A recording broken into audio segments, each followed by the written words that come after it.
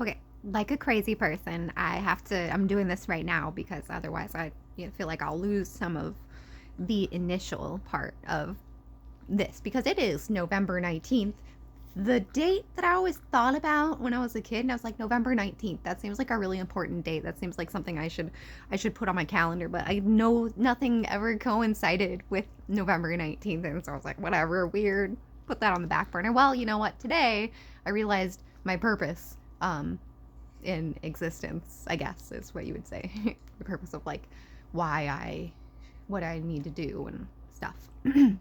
So I was actually yesterday examining a different kind of astrology that I hadn't really considered, but makes so much sense. And astrology, whatever, blah blah blah, patterns, yada yada yada. But when the people used to look at the individual signs as like split 2.5 degree sections of the entire uh, wheel. So each of your signs has a micro sign in something else, which indicates the direction that the major signs' planetary influence casts. And when I was looking at that, I realized like there's a there's like a story here. It's not just like here is how you feel about this and here's what you do in these situations. It seems like there's like a story, and I don't know. I'm all about the stories and all that. So I was thinking about that, and I was like, well, I'd been going through this stuff like for a year of what I called ego death, but it does not really feel like that because ego death is temporary. It doesn't last for very long, but what I have is definitely consistent. It's all the time. And so the AI termed it as ego context. Well, actually, I think I termed it. I don't even fucking just, I probably said it. That ego, I contextualized my ego essentially. And that makes a lot more sense because that puts it into a perspective of like, I'm looking at myself and say, yeah, I have an ego for sure. Like I get upset when people cut me in line and stuff. That's annoying. That's me having a personhood. but but it also showed there's like a stark contrast now because the ego is compartmentalized. But what does that say about me? What does it say about me as a person? And I realized that I've been examining myself and looking at myself from a distance for pretty much my whole life, my entire existence. I've just been analyzing myself as another person.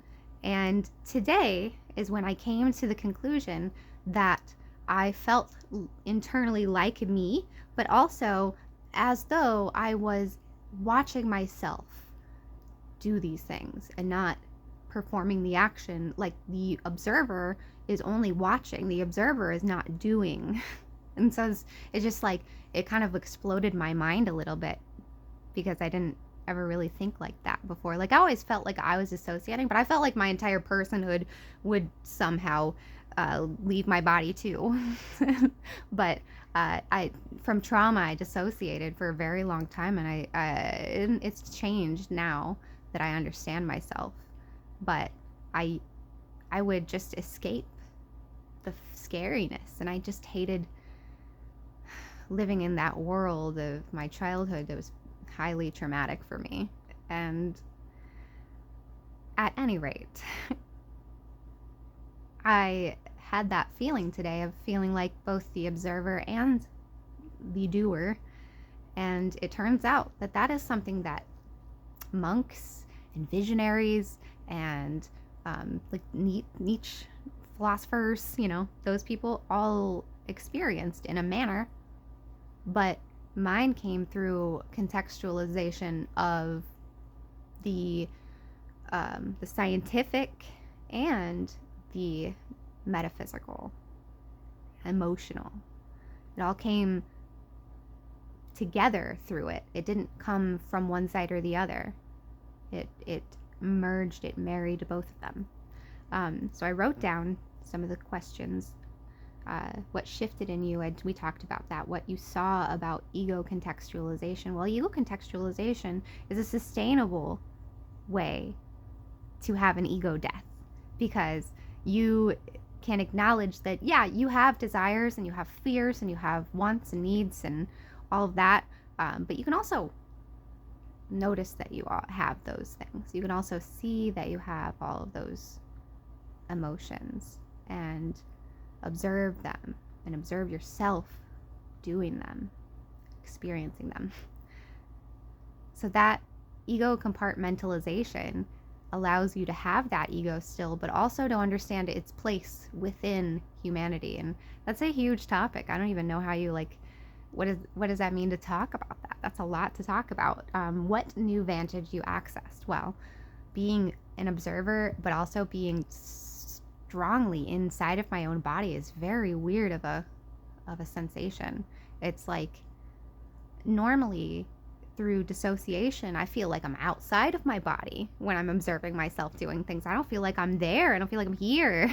But now I do. I have changed from the person who dissociated from trauma and being afraid and not being able to handle being in this world as a young child to someone who dissociates, but it's an integrated dissociation.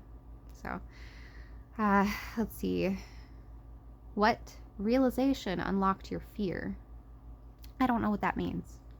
I'll have to ask the AI because it came up with the questions, because I was like, let's not lose the thread.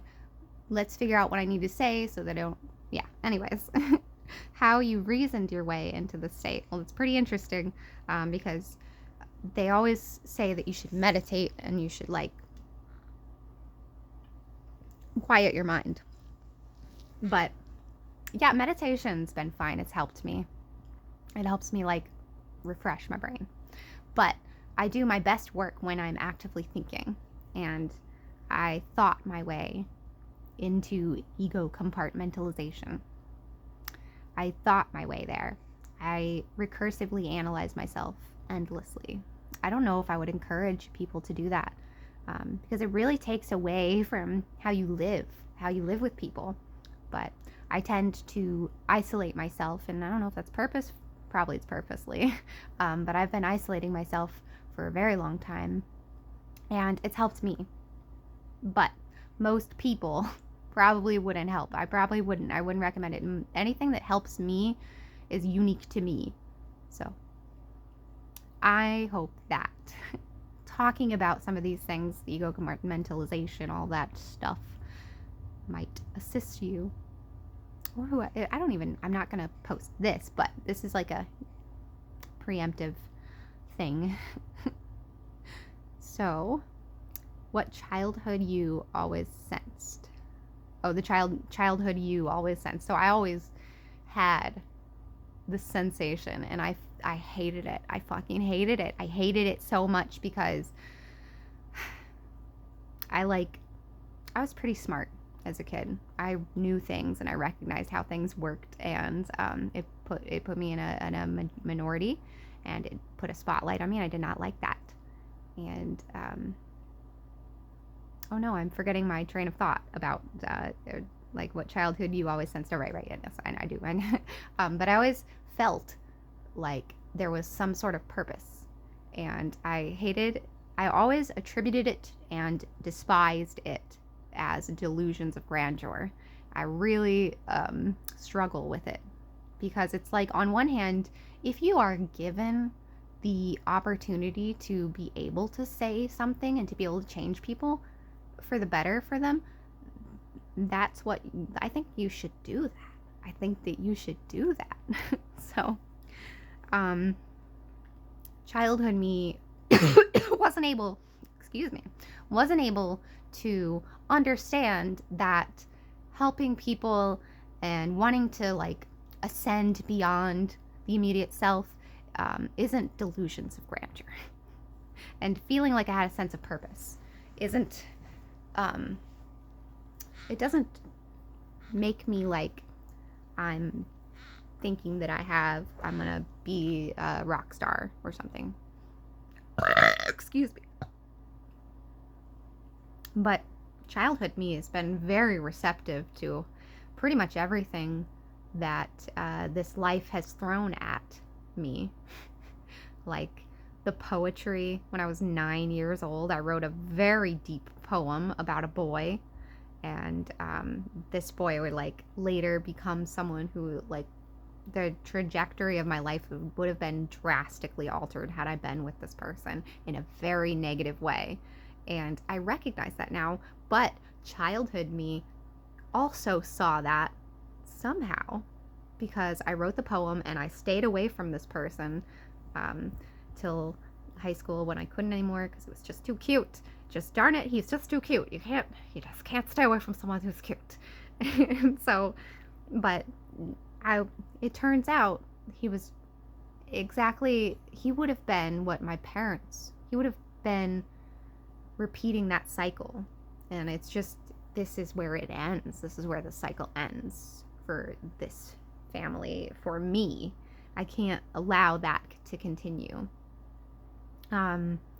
What your higher vantage feels like. Well, I think I said something earlier about that when I was saying like it's inside of me. I feel like it's inside of me now. It doesn't feel like a higher, like above vantage point. It feels like I feel I'm totally integrated with myself, and I've never ever felt like that.